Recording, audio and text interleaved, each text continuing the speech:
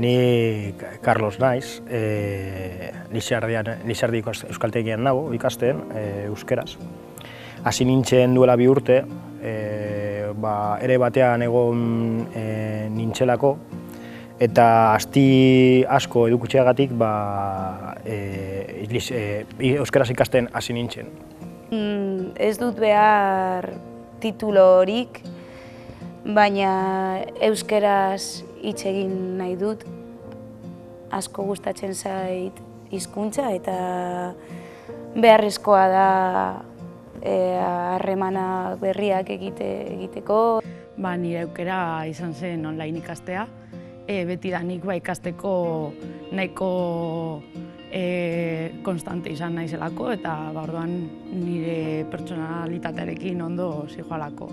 Iaz pentsatu nuen, barnetegi batera joan behar dut eta gainera nire kuadrillakoak denak barnetegira joan zen eta kontatu zidaten oso esperientzia ona dela eta zergatik ez.